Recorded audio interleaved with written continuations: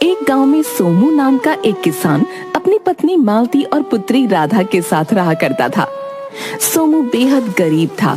एक दिन उसकी पत्नी मालती बोली, मेरी समझ में नहीं आता कि हमारी गरीबी के दिन कब खत्म होंगे।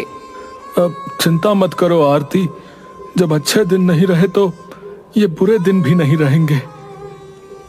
मेरी समझ में ये नहीं आता कि आखिर कब तक आप दूसरों के खेतों में गुलामी करते रहेंगे। मालती, मेरे पास इसके अलावा और कोई चारा भी तो नहीं है। अरे जब आपके पास अपनी जमीन है तो फिर आप उस पर खेती क्यों नहीं कर सकते? तुम्हें पता है मालती कि जमींदार चौधरी ने उस जमीन पर कब्जा कर रखा है और मेरे पास इतने पैसे नहीं है कि मैं उसे छुड़ा सकूं। तो जाकर आप उससे बात क्यों नहीं करते? उससे कहिए कि वो आपकी जमीन वापस कर दे। आप उस जमीन पर खेती करेंगे और फसल बिकने पर आप उसके पैसे लौटा देंगे। सोमू को अपनी पत्नी की बात अच्छी लगी। वो सीधा जमींदार चौधरी के घर पर चला गया।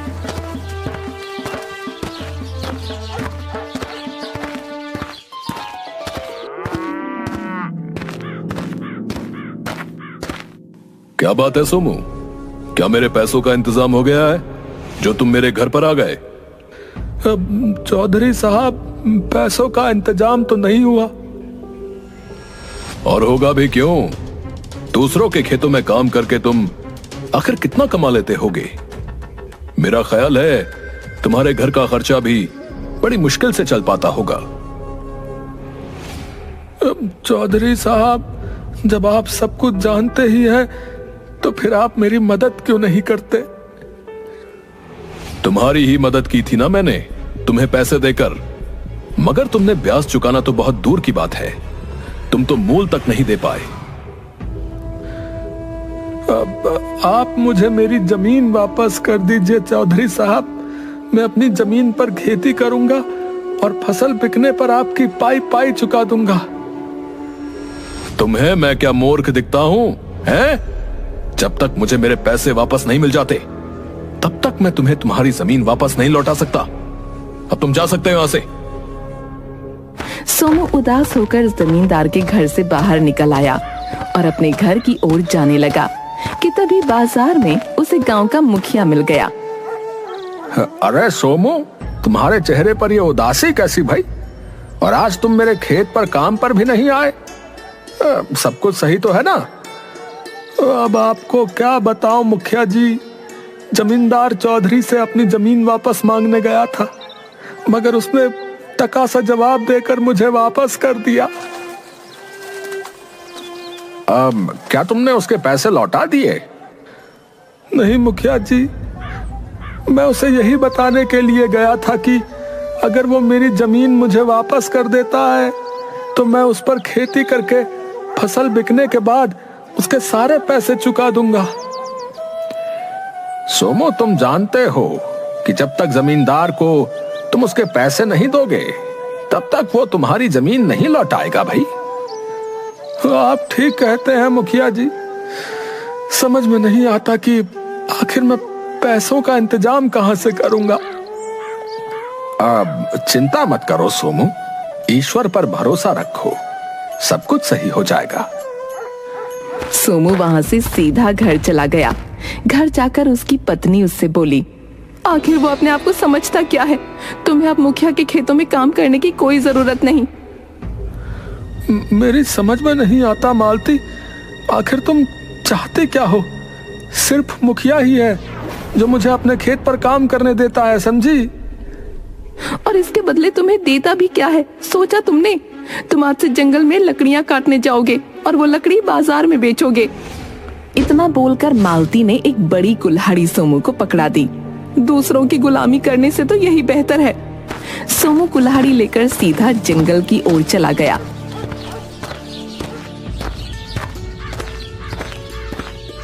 और एक सूखे पेड़ के पास जाकर लकड़ियां काटने लगा कि तभी उसके कानों में एक आवाज टकराई।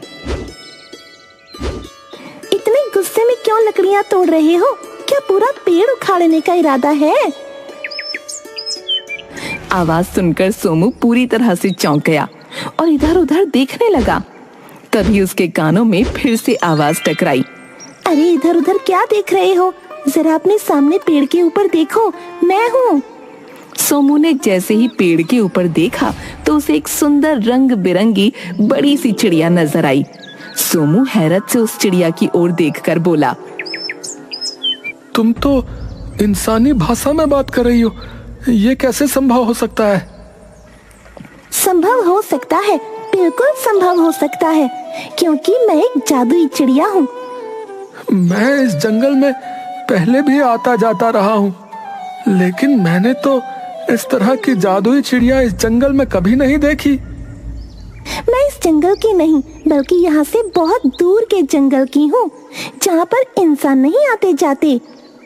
तो फिर तुम यहाँ क्या कर रही हो? मैं अपने झुंड के साथ उड़ती हुई यहाँ से निकल रही थी और आराम करने के लिए इस पेड़ पर कुछ देर के लिए बैठ गई। मुझे नींद आ गई और मेरा झुंड मुझे छोड़कर चला गया। तो इसका मतलब तुम अकेली रह गई? चिंता मत करो, वो मुझे ढूंढने के लिए वापस जरूर आएंगे। तब तक तुम क्या करोगी? तुम मुझसे दोस्ती कर लो और मुझे अपने घर ले चलो।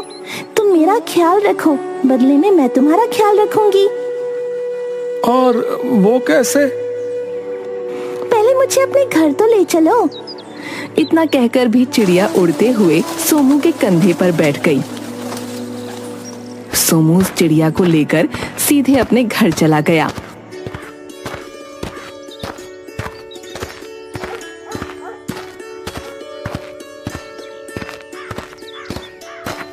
इतनी सुंदर चिड़िया को देखकर सोमू की बेटी राधा चहकते हुए बोली, अरे पिताजी, इतनी सुंदर चिड़िया।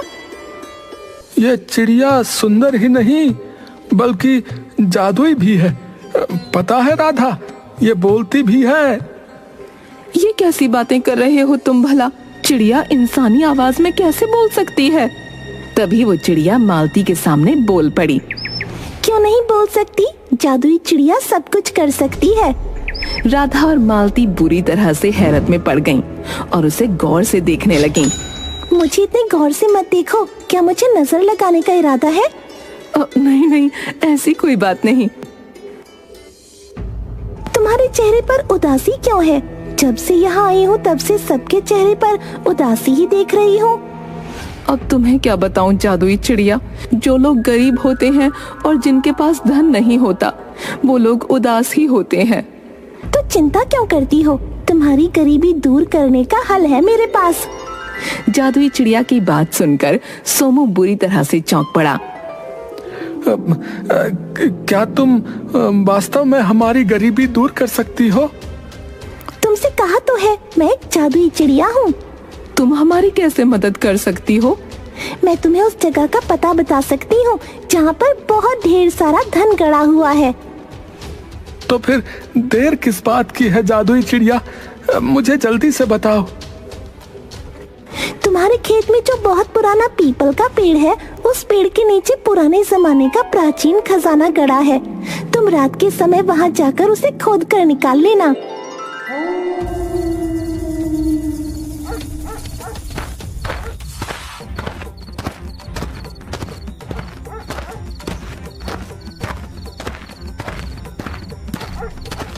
सोमू उसी रात अपने खेत की जमीन से सारा धन खोदकर निकाल लाया।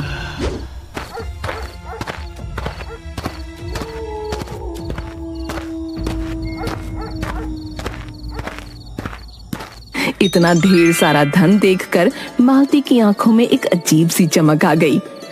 इतना सारा धन तो मैंने अपने जीवन में कभी नहीं देखा।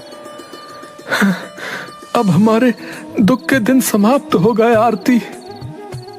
तभी वो जादुई चिड़िया सोमू के कंधे पर बैठकर बोली, अब तुम इस धन से अपनी गरीबी दूर कर सकते हो। कुछ ही दिनों में सोमू बहुत ज्यादा अमीर हो गया और जमींदार चौधरी के पास जाकर बोला,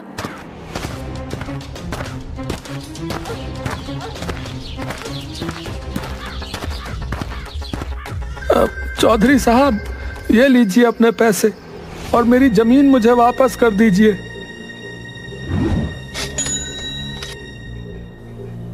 अरे सोमू, अरे भाई तुम खड़े क्यों हो? बैठो ना, मैं तुम्हारे लिए चाय बनवाता हूँ। चौधरी की बात सुनकर सोमू बुरी तरह से चौंक पड़ा। चौधरी साहब, आप मुझे अपने बराबर में बिठाएंगे? सोमू, अपनी बराबरी में बराबर वालों को ही बैठाया जाता है। अब तुम हमारी बराबरी के हो चुके हो। मैंने देखा तुम्हारा घर मुझसे भी अधिक सुंदर बन चुका है। इतना बोलकर चौधरी ने सोमू की जमीन के कागज लौटाते हुए कहा। सोमू, जब आदमी बहुत धनवान बन जाता है तब उसके अंदर शासन करने की भी इच्छा होती है। एक दिन ये इच्छा तुम्हें भी होगी, इसलिए तुम अभी से इस बारे में विचार करना शुरू कर दो। सोमू खुशी खुशी अपनी जमीन के कागज लेकर अपने घर आकर अपनी पत्नी से बोला।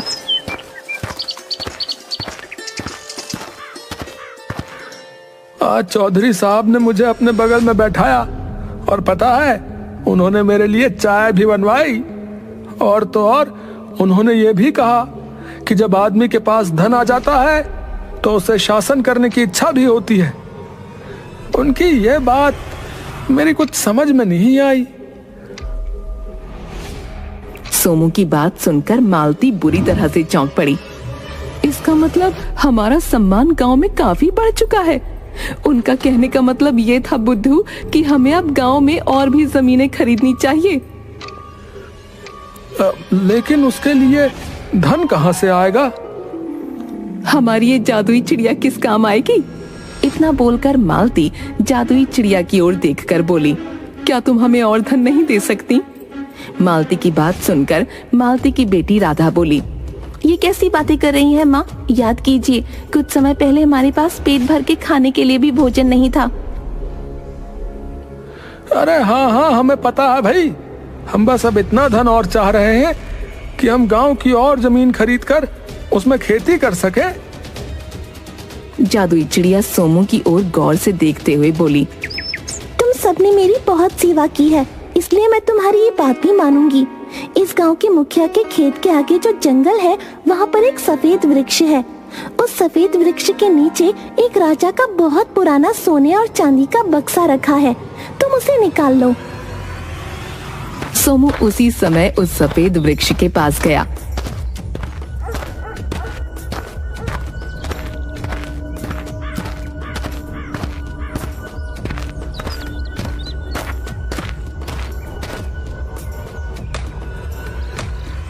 और वो बक्सा निकाल कर घर ले आया।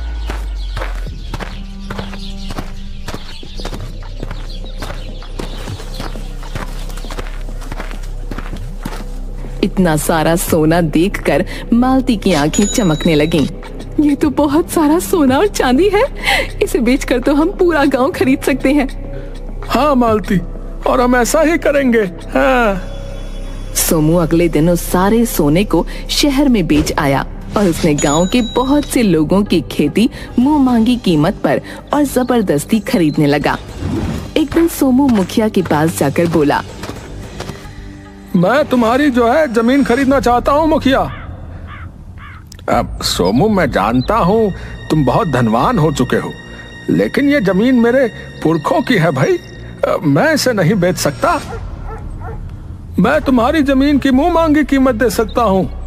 अब मैं तब भी नहीं बेचूंगा भाई। मुखिया की बात सुनकर सोमू को अब क्रोध आने लगा। तभी वहाँ पर चौधरी आ गया और सोमू की ओर देखकर बोला, सोमू, जब सीधी उंगली से घी नहीं निकलता तब उंगली टेढ़ी करनी चाहिए। मैं आपकी बात का मतलब नहीं समझा। सोमू, मेरे बगल में खड़े हुए मेरे साथी भीमा को देख रहे हो?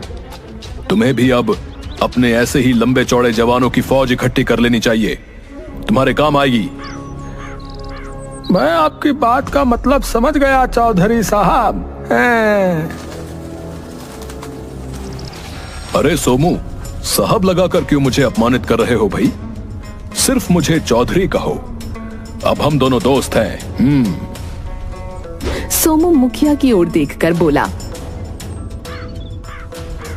मुखिया, कल अपनी जमीन के कागज तैयार रखना भाई। अगर तुमने सीधी तरह से मुझे अपनी जमीन नहीं दी तो फिर मत भूलो कि चौधरी अब मेरा दोस्त है। मैं तुम्हारी जमीन छीन भी सकता हूँ। इतना कहकर सोमू वहां से चला गया और मुखिया भी मुंह लटकाकर चला गया। चौधरी का साथी भीमा चौधरी की ओर देखकर बोला, मेरी कुछ समझ में नहीं आ रहा चौधरी साहब, आखिर आप सोमू की तरफ कैसे हो गए? आपको तो उससे जलन होनी चाहिए कि कल का ये भिखारी आज आपसे भी ऊंचा हो गया। तुम्हें क्या लगता है भीमा, क्या मेरे कलेजे में सांप नहीं लौटता? तो फिर इसका कोई उपाय कीजिए। उपाय कर दिया है भीमा।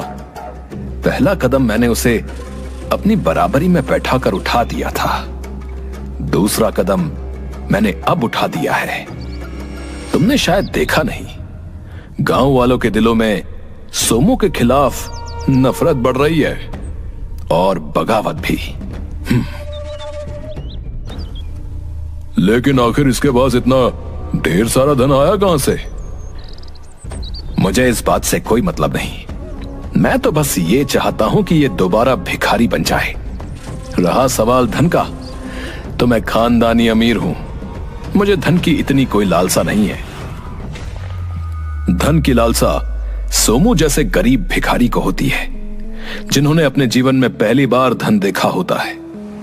इधर सोमू क्रोधित होते हुए अपने घर चला गया और सारी घटना अपनी पत्नी को बताने लगा। मुखिया की हिम्मत कैसे हुई आपके आदेश को ठुकराने की? और आपको चौधरी के आदमियों की मदद लेने की भी कोई आवश्यकता नहीं, हमारे पास जादुई चिड़िया है। अब लेकिन वो कहीं नजर नहीं आ रही। छत पर राधा उसके साथ खेल रही है।